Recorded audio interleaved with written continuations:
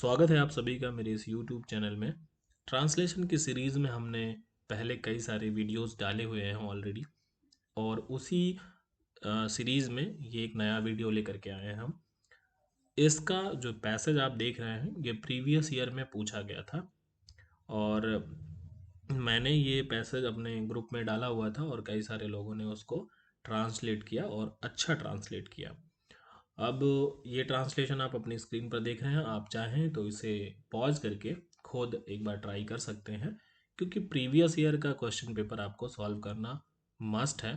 इससे आपको एक अंदाज़ा लगता है कि पिछले साल किस तरह का पैसेज आया था। और मैं बताऊं कि ये पिछले के पिछले पिछले साल का है। और इस कड़ी में क्या है कि जिस जैसे साल दर साल इस परीक्षा की जो समझ है वो लोगों को होती जा रही है, तो इसका जो प्रश्न पूछने का जो क्या कहते हैं रूप है वो थोड़ा सा टफ होता जा रहा है। और देखा गया है कि जो ये आपके ट्रांसलेशन है वो पिछले सालों के मुकाबले धीरे धीरे टफ हो रहे हैं। जो ये ट्रांसलेशन आप अपनी स्क्रीन पर देख रहे हैं ये पिछले साल के मुकाबले काफ़ी इजी था, क्योंकि पिछले 2 सालों में ट्रांसलेशन अच्छा खासा आया था। तो एक बार इसको भी देख लेना हमारे लिए ज़रूरी है, क्योंकि नो बडी नो कि आगे किस तरह का ट्रांसलेशन आएगा। हो सकता है इसी तरह के ट्रांसलेशन आपको आगे मिले, आपका लक अच्छा हो। पर ऐसा ज़रूरी नहीं है, क्योंकि पिछले 2 सालों में हमने देखा कि ट्रांसलेशन थोड़ा अच्छे स्तर का आया हुआ है। तो चलिए समय की देरी ना करते हुए हम इसको ट्रांसलेट करेंगे। जो लोग ग्रुप में नहीं जुड़े हुए हैं वो जाके व्हाट्सएप चैनल के थ्रू ग्रुप में जुड़ सकते हैं मुझ तक, और कुछ पूछना हो आपको तो पूछ सकते हैं। और मैं समय के चलते ज़्यादा वीडियोस नहीं डाल पा रहा हूँ। मैं कोशिश कर रहा हूँ कि ऐसे के 2-3 वीडियो मैं इन 10 दिनों में डाल दूँ, क्योंकि 10 दिन आपके बचे हैं एग्ज़ाम के, और आपकी तैयारी आई होप अच्छी होगी। बट अगर जिन लोगों को थोड़ा बहुत दिक्कत हो रही होगी कंटेंट में या ऐसे में, तो मैं कोशिश करूँगा कि 2-3 वीडियो कम से कम तो मैं ऐसे के और डाल दूँ इन 10 दिनों में। तो चलिए शुरू करते हैं इसका ट्रांसलेशन।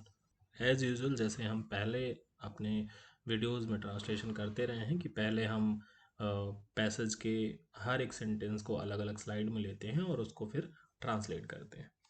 तो हमने ये पहला पैसेज का जो है सेंटेंस लिया हुआ है, और इसको आप देखेंगे कि पहले तो सबसे पहले आपको इस टेंस को देखना है कि ये जो सेंटेंस है वो कौन से टेंस में है, और उसके बाद फिर उसे ट्रांसलेट करना है। तो आप देख रहे हैं बहुत ही सिंपल एक बात बोली जा रही है, जनरल बात। तो इसको शुरू करेंगे। तो सबसे पहले आप देखिए कोई ऐसा एक शब्द है जिसका मीनिंग आपको नहीं पता। ठीक है, तो जिनके मीनिंग आपको नहीं पता है वो मीनिंग आपको पहले फाइंड करना है। तो मेरे अकॉर्डिंग तो इस पैसेज में कुछ भी ऐसा नहीं है जिसका मीनिंग आपको नहीं पता हो। इस सेंटेंस में आप देखेंगे कि जो इसके शब्द हैं वो सारे शब्द ऐसे हैं जिनके मीनिंग आपको आते हैं लगभग लगभग। जैसे कि आप यहाँ पर साहित्य का मीनिंग देख रहे हैं, इसकी मीनिंग आपको पता है कि लिटरेचर होती है। नोबल पुरस्कार यानी कि नोबल प्राइज, विजेता यानी कि विनर, और ये तो नेम है उनका। और भारतीय मूल, राइटर मतलब लेखक मतलब राइटर। भारतीय मूल के लिए आप क्या लिखेंगे? भारतीय के लिए आप लिखते हैं इंडियन, और मूल के लिए लिखते हैं आप ओरिजन, यानी कि इंडियन ओरिजन के राइटर हैं।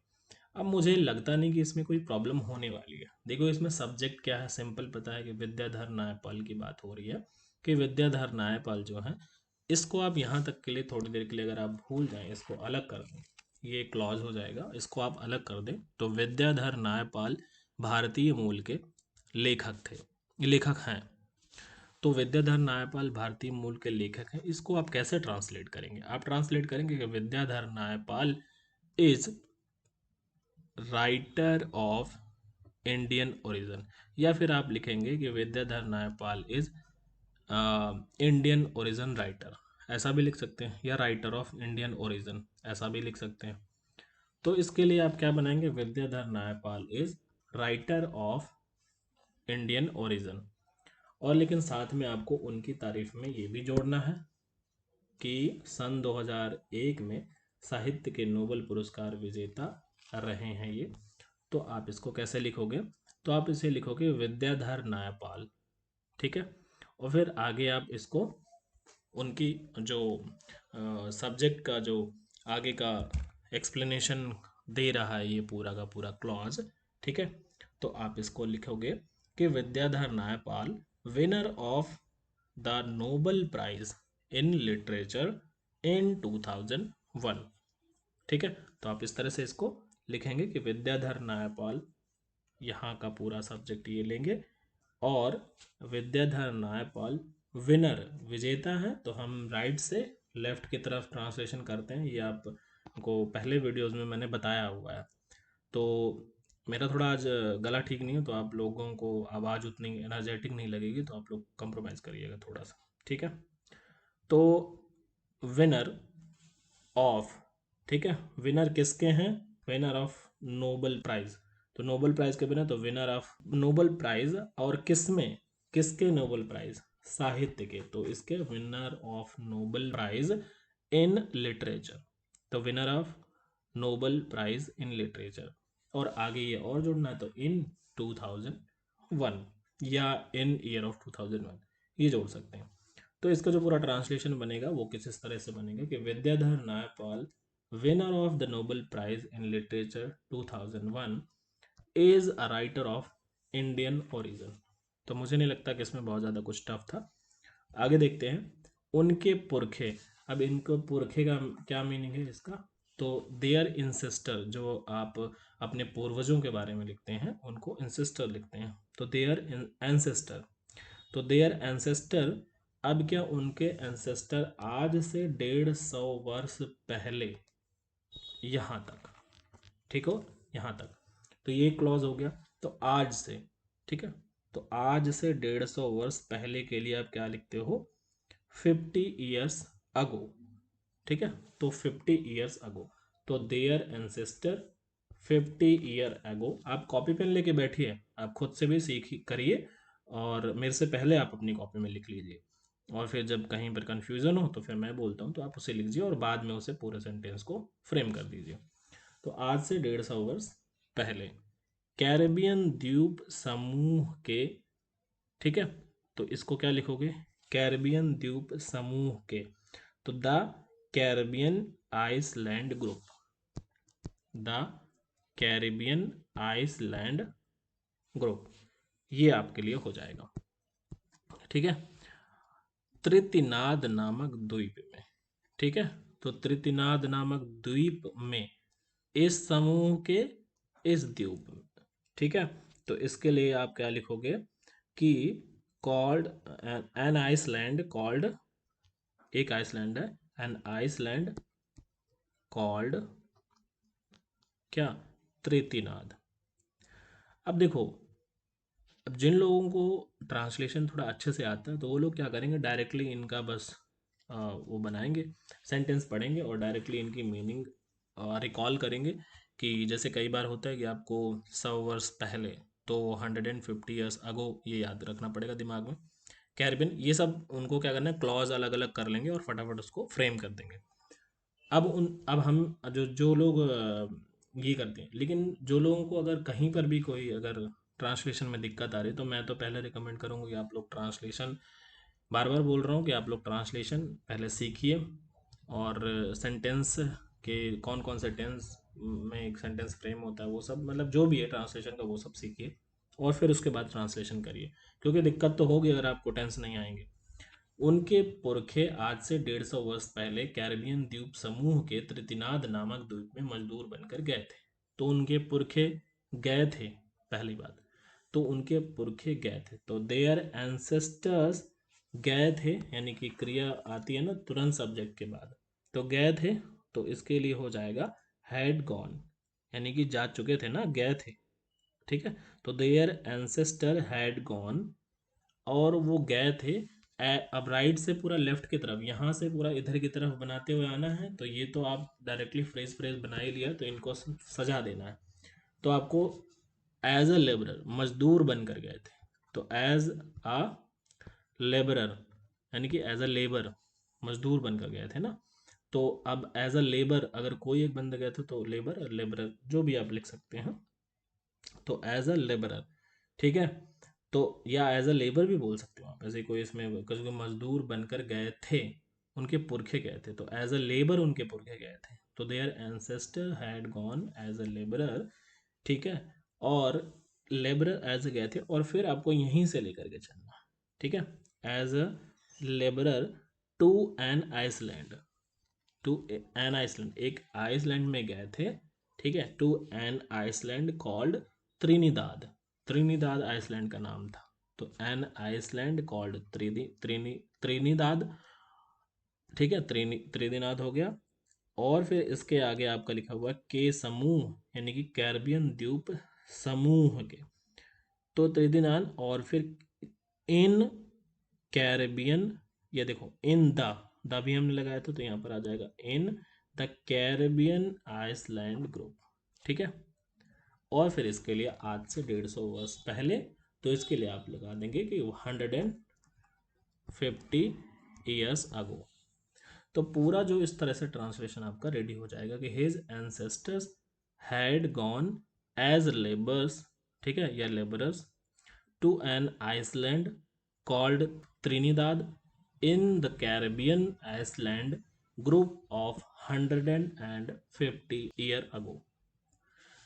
उनके पुरखे दे his ancestor had gone गए थे, एज अ लेबरर गए थे, कहाँ गए थे, टू एन आइसलैंड, एक आइसलैंड में गए थे जिसका नाम था त्रिनिदाद, जो कि है in the Caribbean island group, ठीक है, कैरिबियन आइसलैंड ग्रुप का एक हिस्सा है, उसमें गए थे 150 ईयर अगो, 150 साल पहले गए थे।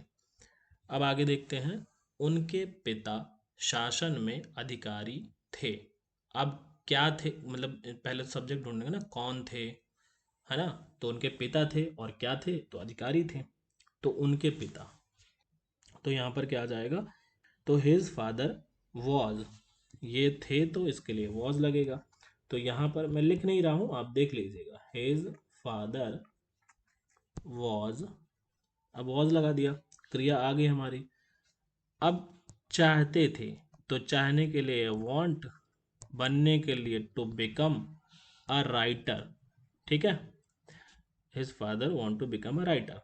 अच्छा सॉरी, इसके लिए एंड भी लगा है, माफ़ी चाहता हूँ, यहाँ से बनाइएगा, पहले तो एक इतना बनेगा, फिर एंड लग के ये बनेगा, तो हिज फादर वॉज, यहाँ तक बिल्कुल सही है, इसको थोड़ा सा करेक्ट कर लीजिएगा, ये वाला, ठीक है, हिज फादर वॉज अधिकारी, his father was officer, officer लिख देना यहाँ पे, his father was officer in क्या, शासन में, तो his father was officer in government, या फिर ऐसे लिख देना कि his father was a government officer, government officer ना, शासन में अधिकारी थे या सरकारी अधिकारी थे, ऐसा भी लिख सकते हो, शासन में अधिकारी थे, तो his father was an officer, his father was an officer in government sector, ये भी लिख सकते हो। या फिर आप इसको, इस सेंटेंस को ऐसा समझिए कि लिखा हुआ है उनके पिता सरकारी अधिकारी थे, तो his father was government officer, तो अ गवर्नमेंट ऑफिसर हो जाएगा, ये भी लिख सकते हैं। और इसको जोड़ेंगे फिर यहाँ एंड से, और फिर लिख देंगे कि वो क्या बनना चाहते थे, and wanted to become, wanted to become a writer, ये लिख देंगे। तो सेंटेंस कुछ इस तरह से बनेगा पूरा कि his father was a government officer, ये ऑफिशियल लिख दिया यहाँ पे, ये ऑफिसर कर दीजिएगा, his father was a government officer and wanted to become a writer. आगे देखते हैं, उन्होंने कुछ पुस्तकें लिखी भी थी, परंतु वे ख्याति प्राप्ति ना कर सके, तो उन्होंने कुछ पुस्तकें लिखी भी थी, तो यहाँ तक का एक पूरा सेंटेंस बन जाएगा। तो यहाँ पर सिंपल आप क्या लिख सकते हैं कि उन्होंने, ठीक है, तो उन्होंने किसने, उनके फादर की बात हो रही है, तो उसके लिए हम फिर क्या लगाएंगे, यहाँ पर ही लगाएंगे, ठीक है, और लिखी भी थी, तो अब लिखी भी थी, तो अब पास्ट में जा रहा है और लिखना भी, तो यहाँ पर क्या आ जाएगा, मतलब रोट आएगा, क्योंकि पास्ट में बात हो रही है, तो ही ऑल्सो रोट, क्योंकि उन्होंने लिखी भी थी ना, तो ही ऑल्सो रोट।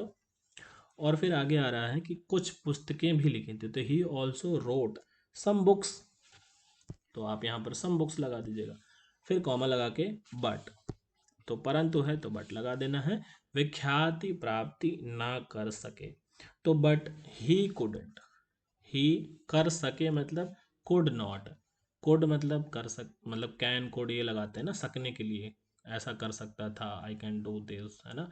तो he, but he could, COULD, could not, ठीक है, ही कुड नॉट, क्या, सक्सेस नहीं पा सके, ख्याति नहीं प्राप्त कर सके, या फेम नहीं मिल सका उनको, तो not achieve, he could not achieve fame, तो इसको लिखेंगे अचीव, और ये हो जाएगा आपका फेम। तो इस तरह से कुछ पूरा सेंटेंस बनेगा कि he also wrote some books but he could not achieve fame, ख्याति नहीं प्राप्त कर सके।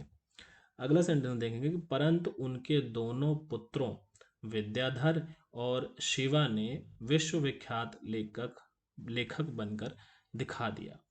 तो उनके, परंतु उनके दोनों पुत्र ने, तो परंतु के लिए तो डायरेक्टली बट लग जाएगा, क्लियर यहाँ पे दिख रहा है, ठीक है।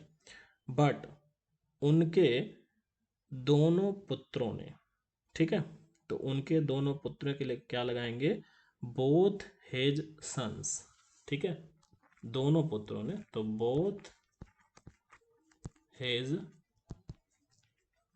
Sons, both his sons, comma लगाएंगे, Vidyadhar and Shiva, both his sons Vidyadhar and Shiva, proved to, दिखा दिया के लिए होता है प्रूव्ड, मतलब मैंने ऐसा प्रूव कर दिया, मैंने ऐसा, I have prove my strength, या जो भी आप मतलब बोलते हो ना कुछ दिखाने के लिए, है ना, कि अपनी सुप्रेमेसी आपने प्रूव कर दिया, अपनी अपना भौकाल आपने दिखा दिया, कई बार ऐसे भी बोलते हैं।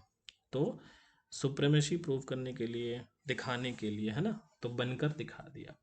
तो यहाँ पर यही होगा कि Vidyadhar and Shiva proved to, proved to बनकर, तो बिकम, ठीक है, प्रूव्ड टू बिकम, क्या, विश्वविख्यात राइटर, तो प्रूव्ड टू बी, या become, proved to become world famous writer, ठीक है।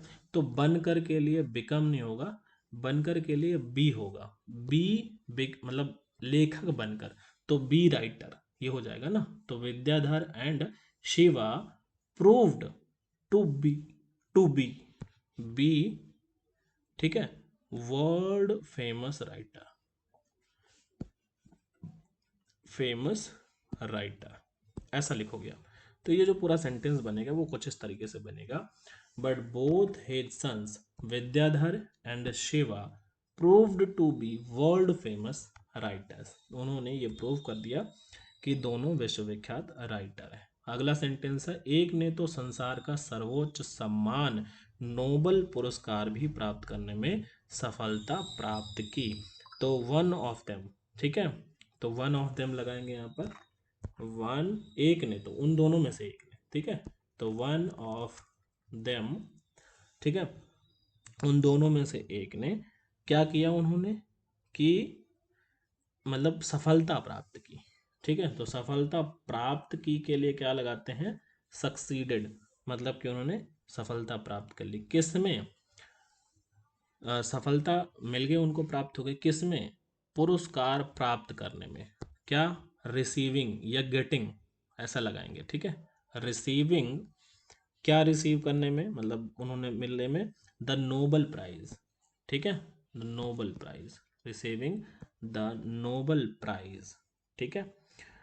अब ये नोबल प्राइज के लिए यहाँ देखो, सर्वोच्च, संसार का सर्वोच्च सम्मान है ये, तो नोबल प्राइज वो क्या हुआ, one of them succeeded to get, ठीक है, वन ऑफ देम सक्सीडेड, ये रिसीविंग की जगह गेटिंग भी लगा सकते हो, getting the Nobel Prize, Nobel Prize, यहाँ तक हो गया।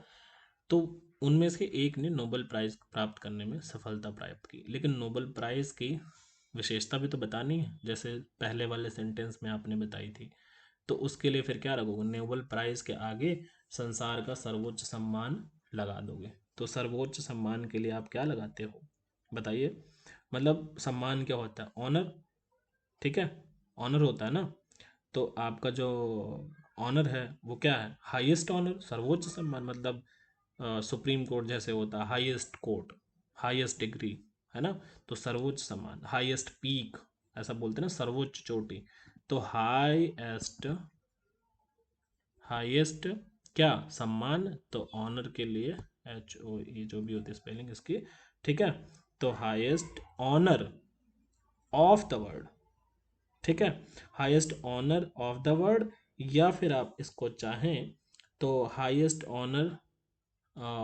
इन द वर्ल्ड, ठीक है, ये भी लिख सकते हो, या वर्ल्ड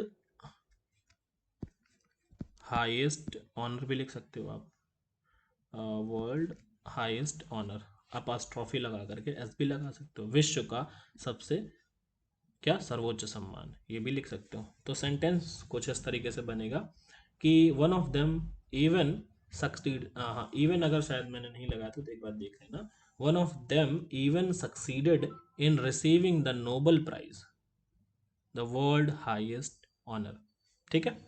आगे, दरअसल अनेक वर्षों से, यहाँ पर से लिख लीजिएगा, दरअसल अनेक वर्षों से इस महत्वपूर्ण पुरस्कार के लिए उनके नाम की चर्चा चल रही थी और दुनिया के अन्य अनेक पुरस्कार उन्हें प्राप्त हो चुके थे। तो यहाँ तक एक सेंटेंस है और फिर यहाँ से एंड से ये जुड़ा हुआ है।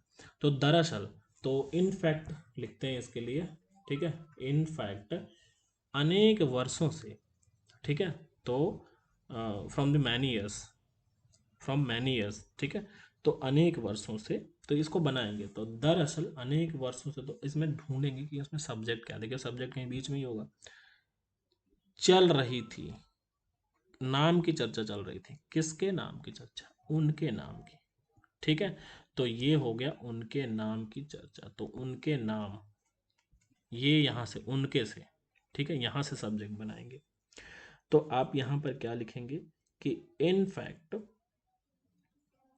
और अनेक वर्षों से, इसे बाद में भी लिख सकते हैं, पहले भी लिख सकते हैं, ठीक है, in fact his name being, his नाम, हिज नेम नाम बोल रहा हूँ मैं, हिज नेम वॉज भी लगाएंगे ना, चर्चा किसी और के द्वारा हो रही थी, was being discussed, being discussed, ठीक है, बीइंग डिस्कस्ड, अब क्या, अब यहाँ तक तो his name was being discussed, ये हो गया, ये हो गया, बचा तो यही है ना, इस महत्वपूर्ण पुरस्कार के लिए, ठीक है, तो सिंपल है, फॉर दिस इम्पोर्टेंट अवार्ड, ये लगा दो, फ्रॉम मैनी ईयर्स, अनेक वर्षों से, तो यहाँ पर लिख देना फ्रॉम मैनी ईयर्स, तो इसका ट्रांसलेशन कुछ इस तरीके से होगा कि in fact his name was being discussed for this important award for many years, ठीक है, फॉर मैनी ईयर्स, हाँ फॉर लगाना, यहाँ पे फ्रॉम नहीं लगाना, मैंने गलत बोल दिया, क्योंकि अगर टाइम पीरियड अगर आपका फिक्स रहता है तो आपको यहाँ पर लगाना है फ्रॉम, और अगर नहीं है तो फिर आपको फॉर ही लगाना है, ठीक है, तो for many years and he, हाँ ये भी बनाना था एक, मैं भूल गया बताना, एंड से जोड़ेंगे, एंड ही हैड, चुके थे, तो ही प्राप्त कर चुके थे, तो ही हैड रिसीव्ड, ठीक है, वो क्या कर चुके थे, दुनिया के अनेक पुरस्कार प्राप्त कर, उन्हें प्राप्त हो चुके थे, तो उन्हें प्राप्त हो चुके थे ना, तो यहाँ से उन्हें, ही किसे प्राप्त हो चुके थे, उन्हें प्राप्त हो चुके थे, तो ये सब्जेक्ट हो गया ही, तो एंड ही हैड रिसीव्ड, यहाँ तक उन्हें प्राप्त हो चुके थे, क्या प्राप्त हो चुके थे, many other award in the world, तो क्या हो जाएगा, मैनी अदर अवार्ड, ठीक है, अनेक पुरस्कार, मैनी अदर अवार्ड, ठीक है, इन द वर्ल्ड, दुनिया के बहुत सारे अवार्ड उन्हें प्राप्त हो चुके थे। अगला सेंटेंस, 1971 में पहले वर्ष ही आज का प्रसिद्ध बुकर पुरस्कार उन्हें प्राप्त हो गया था, तो 1971 से पहले ही, ठीक है, आज के ही दिन प्रसिद्ध बुकर प्राइज उन्हें, फिर से उन्हें, यही सब्जेक्ट होगा, प्राप्त हो गया था, किसे प्राप्त हो गया था, उन्हें प्राप्त हो गया था, ठीक है, तो फिर से यही बनाएंगे सेम चीज़ यहाँ पर कि आज से मतलब बहुत साल पहले ही उन्हें ये सब प्राप्त हो गया था। तो इसके लिए आप लिखेंगे कि ही, उन्हें के लिए फिर से लगाएंगे ना, ही रिसीव्ड, प्राप्त हो गया था। सेम चीज़ जैसे पहले वाले में बताया था। आप जब पहले वाला सेंटेंस आप देखेंगे, देखो यहाँ पर कि इन, कहाँ गया ये, एंड से जो जुड़ा था, ये रहा, एंड ही हैड रिसीव्ड। ठीक है, तो यहाँ पर भी कि उनको, ये वाला, उनको प्राप्त हो गया था। तो यहाँ पर भी आप सेम चीज करेंगे, लिखेंगे कि he received today famous Booker Prize. आज का फेमस बुकर प्राइज है जो, ही रिसीव्ड टुडे, आज का, टुडेज, मतलब यहाँ पर लिखेंगे टुडे को ऐसे लिखेंगे टुडे, और एस अपास्ट्रोफी लगाएंगे, आज का। ठीक है, famous Booker Prize, Booker Prize, आज का फेमस, ही रिसीव्ड, ठीक है, he received today's famous Booker Prize. ठीक है, इवन बिफोर, यहाँ पे लिखा देंगे इवन बिफोर 1971। ठीक है, तो 1971 से ही पहले वो क्या कर गए थे, ये जो प्रसिद्ध है, ये प्राप्त हो, ये प्रसिद्ध पुरस्कार है वो उनको प्राप्त हो गया था। तो कुछ इस तरीके से बनेगा कि he had receive today famous Booker Prize even before 1971। आगे देखेंगे, नायपाल की आरंभिक शिक्षा त्रिनिदाद में हुई थी। ठीक है, किंतु उच्च शिक्षा के लिए वे ऑक्सफोर्ड आ गए और बाद में लंदन में ही बस गए। तो 3 सेंटेंस है, यहाँ तक एक, फिर यहाँ से ये वाला शुरू होगा। ठीक है, शिक्षा के लिए वे ऑक्सफोर्ड आ गए और फिर यहाँ से एक बाद में ऐसा हो गया। तो 3 सेंटेंस बनेंगे टोटल। तो यहाँ से आप सिंपली बनाएंगे कि जो सब्जेक्ट है, तो शिक्षा त्रिदिनाद में हुई, किसकी शिक्षा, नायपॉल की, तो नायपॉल सब्जेक्ट हो गया, नायपॉल, पॉल ऐसे लिखेंगे, तो नायपॉल।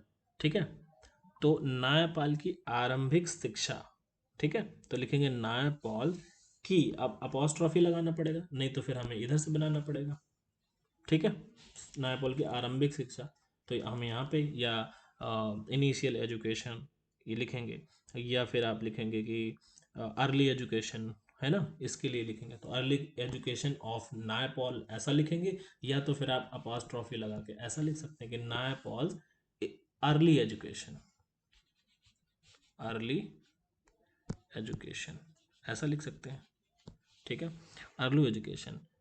अब इसके लिए क्या सिंपल है कि उनके एजुकेशन त्रिदिनाद में हुई, तो कंप्लीटेड, है ना, अर्ली एजुकेशन कंप्लीटेड, पूरी हो गई ना वहाँ पे, अब हुई में ही हुई, इसका मतलब ये नहीं कि पूरी नहीं लिखा हुआ तो आपको कंप्लीटेड नहीं लिखना। त्रिदिनाद में उनकी शिक्षा हुई का मतलब वहाँ पर पूरी हुई। ठीक है, तो Naipaul's early education completed in Trinidad, Trinidad ये लिखेंगे, बट लगाएंगे, बट उच्च शिक्षा के लिए वे ऑक्सफोर्ड आ गए थे। ठीक है, तो आप यहां पर लिखेंगे बट ही केम, कौन आ गए थे, ही केम, वे आ गए थे, तो इसके लिए फिर से लगाएंगे he came, he came Oxford for his early, for his higher education. ठीक है, तो he came Oxford for higher education, या हिज भी लगा सकते हो। ठीक है, for his higher education, and बाद में लंदन में बस गए, तो एंड लगाएंगे और एंड से बाद में लंदन में बस गए। तो उसके लिए फिर आप क्या लिखेंगे कि एंड लेटर, बाद में, लेटर बाद में क्या हो गए, बस गए, तो एंड लेटर क्या हो गया, सेटल्ड हो गए, मतलब बस गए। ठीक है, तो and later settled in London, इतना लिख देंगे। ठीक है, सेटल्ड के लिए बस गए, इन लंदन इसके लिए लंदन लगा देंगे। तो पूरा सेंटेंस कुछ इस तरीके से बनेगा कि Naipaul's early education took place in ट्रिट, ये हटा देना है इसको, ये पता नहीं किसने लिख दिया है, टाइपिंग मिस्टेक है ये, नायपॉल अर्ली एजुकेशन कंप्लीटेड लिख देना यहाँ पे, कंप्लीटेड इन त्रिनिदाद। ठीक है, Trinidad, but he came to Oxford for higher education and later settled in London. ठीक है, तो ये हो जाएगा। नेक्स्ट सेंटेंस है कि उन्होंने आजीवन कभी नौकरी नहीं की। ठीक है, तो उन्होंने आजीवन नौकरी नहीं की, तो ये तो बहुत सिंपल सेंटेंस है। उन्होंने, किन्होंने, मतलब कि नायपॉल जी ने कभी जो है आजीवन उन्होंने नौकरी नहीं की, तो इसके लिए क्या, ही, ठीक है, नौकरी नहीं की, किसने नहीं की, उन्होंने, तो ही क्या नहीं की, तो ही नेवर डिड, कभी नहीं की ना, नेवर डिड अ जॉब, आजीवन, तो आजीवन के लिए आप मतलब होल लाइफ ना लिख करके थ्रू आउट हिज लाइफ लिखेंगे तो ज़्यादा, अपने पूरे जीवन में, उन्होंने अपने पूरे जीवन में, आजीवन के लिए मतलब अपने पूरे जीवन में उन्होंने क्या किया, नौकरी नहीं की, तो थ्रू आउट हिज लाइफ, अगर आप ये लिख देंगे तो काफ़ी अच्छा सेंटेंस बनेगा। तो इसका पूरा सेंटेंस ऐसा हो जाएगा कि he never did a job through out his life. Next sentence है कि अब उनके आरंभिक उपन्यासों के विषय प्रवासी भारतीयों की विदेशों में जिंदगी और समाज में स्थान प्राप्त करने की जद्दोजहद से संबंधित है। अब देखो, ये सेंटेंस काफ़ी अच्छा है, बस मुझे लगता है इस पूरे पैराग्राफ का जो सेंटेंस अच्छा सेंटेंस था, मॉडरेटेड था थोड़ा, वो यही था, बाकी सब कुछ एकदम स्मूथली जा रहा था। ठीक है, तो अब आप इसमें पहले तो सब्जेक्ट ढूंढेंगे, ठीक है, और जो सब्जेक्ट कॉम्प्लीमेंट होगा वो भी साथ ही साथ उसके रखेंगे, फिर वर्ब और उसके बाकी अन्य चीज़ें।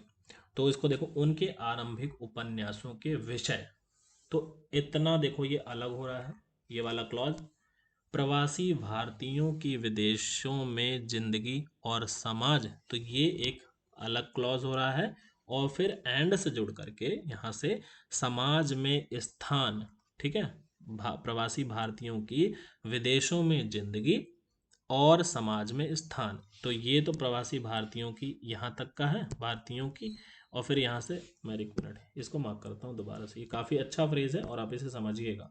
देखो, आप इसे यहाँ से देखिए कि उनके आरंभिक उपन्यासों के विषय, यहाँ तक एक है, फिर आप देखेंगे प्रवासी भारतीयों की, यहाँ तक अलग है, फिर दो अलग अलग चीजें हैं, विदेशों में जिंदगी और समाज में स्थान, ठीक है, ये अलग है, और फिर एक क्लॉज ये बन रहा है, प्राप्त करने की जद्दोजहद से संबंधित है।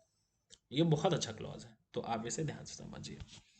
अब देखिए इसको कैसे लिखेंगे, मतलब कैसे ट्रांसलेट करेंगे, उनके आरंभिक उपन्यासों के विषय।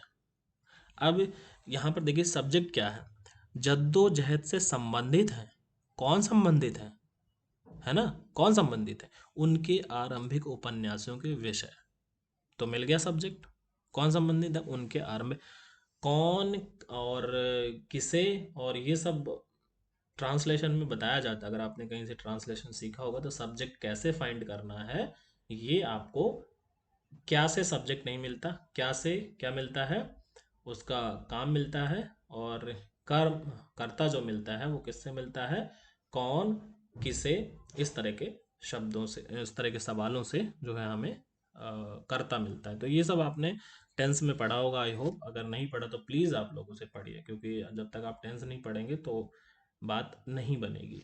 तो हमें कर्ता मिल गया यहाँ पर, ठीक है, जब हमें कर्ता मिल गया तो हम क्या करेंगे यहाँ पर, इसको उनके आरंभिक उपन्यासों के विषय, इसको फटाफट इसको ट्रांसलेट करेंगे। तो इसको ट्रांसलेट जैसे ही आप करेंगे, ये क्या हुआ, अच्छा येलो ले रखा है, एक सेकेंड, हाँ, तो उनके आरंभिक उपन्यासों के विषय, तो आप इसको कैसे से ट्रांसलेट करेंगे, तो पहले तो क्या, उनके आरंभिक उपन्यासों के विषय, ठीक है, तो विषय इसका मेन है, के लगा हुआ है, के विषय, किसके विषय, विषय संबंधित है ना, किसके, उनके आरंभिक उपन्यासों के विषय संबंधित है।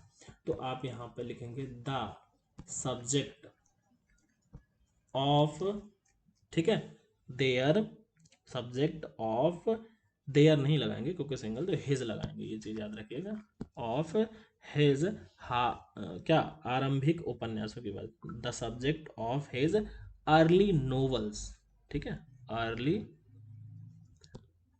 नोवेल्स, ठीक है, आरंभिक उपन्यास, तो अर्ली नोवेल्स, ठीक है। अब वर्ब आएगी तो वर्ब के लिए हैं, लेकिन नोवेल्स, बहुत सारे नोवेल्स की बात हो रही है, उपन्यासों की, तो हम आर लगाएंगे।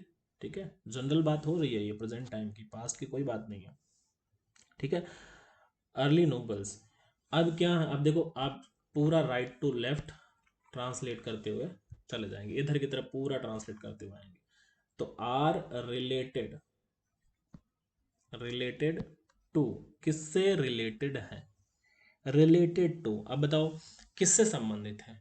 तो प्रवासी भारतीयों की विदेशों में जिंदगी और समाज में स्थान प्राप्त करने की जद्दोजहद से संबंधित है।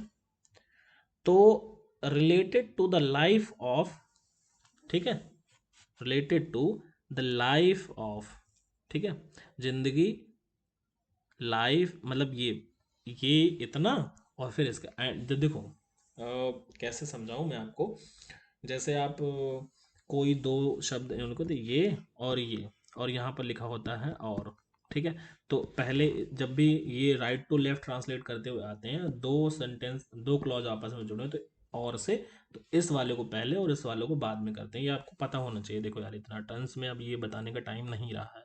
ठीक है, तो आपको क्या करना है कि जो सेम है राइट, मतलब राइट टू लेफ्ट करते हुए चले आना, बस ये सब छोटी छोटी चीज़ों का ध्यान रखना है कि ये और से जुड़ा हुआ है, तो हम पहले इसको ट्रांसलेट करेंगे, फिर इसको ट्रांसलेट करेंगे। ठीक है, तो क्या हुआ कि the subject of his early novels are related to the life of, ठीक है, लाइफ ऑफ, यहाँ मतलब इसको पहले करेंगे तो इसमें भी राइट टू लेफ्ट जाएंगे।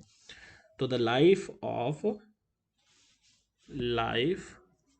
ऑफ क्या लिखेंगे, किसकी लाइफ, प्रवासी भारतीयों की। ठीक है, तो प्रवासी भारतीयों के लिए आप क्या लिखते हो, आप अपने हिसाब से दो तीन मीनिंग इसके होते हैं, लिख सकते हो, लेकिन इसका एप्रोप्रिएट जो मीनिंग होगा वो होगा एक्सपैट्रिएट। ठीक है, एक्सपैट्रिएट इंडियंस, ठीक है, एक्सपैट्रिएट इंडियंस इन फॉरेन विदेशों में प्रवासी भारतीय जो है, एंड से फिर जोड़ेंगे, एंड फिर क्या, समाज में स्थान प्राप्त करने की जद्दोजहद से संबंधित है। भाई दो चीजों से संबंधित है, किससे, प्रवासी भारतीयों की विदेशों में जिंदगी से, और समाज में स्थान प्राप्त करने की जद्दोजहद से। और जद्दोजहद का मतलब होता है स्ट्रगल।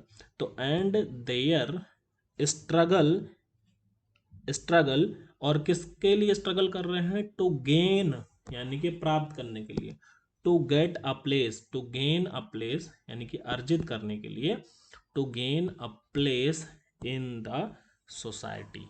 तो पूरा सेंटेंस बनेगा, the subjects of his early novel are related to the life of expatriate Indian in foreign countries and their struggle to gain a place in the society. तो ये पूरा ट्रांसलेशन था। आई होप आपको बहुत मज़ा आया होगा इस पूरे ट्रांसलेशन में, और उम्मीद करता हूँ कि वीडियोस आपको अच्छे लग रहे होंगे। आप चैनल को सब्सक्राइब करिए, जुड़िए हमारे व्हाट्सएप ग्रुप से, और अपने व्यूज़ कमेंट सेक्शन में लिखिए। मिलते हैं फिर, मैं जल्दी ही एक ऐसे पे, तीन चार ऐसे पे मैं प्लान कर रहा हूँ कि यार 10 दिनों में कम से कम तीन चार ऐसे आप लोगों को दूँ। तो मैं कोशिश करूँगा कि जल्दी ही मैं ऐसेज आपको इस चैनल में प्रोवाइड करवाऊँगा। तो आप चैनल को सब्सक्राइब कर लीजिए और जुड़े रहिए हमारे साथ, अपनी तैयारी को और धार दीजिए। मिलते हैं अगले वीडियो में, नमस्कार।